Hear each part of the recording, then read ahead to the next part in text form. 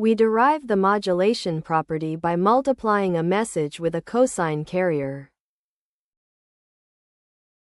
Start with the time domain multiplication between the message and the cosine carrier. Use Euler's formula to express the cosine as a sum of complex exponentials. Distribute the message across both exponential terms.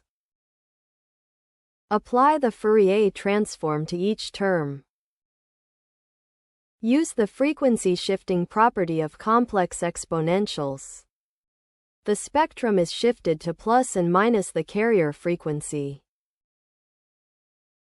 We visualize the original spectrum and its shifted copies.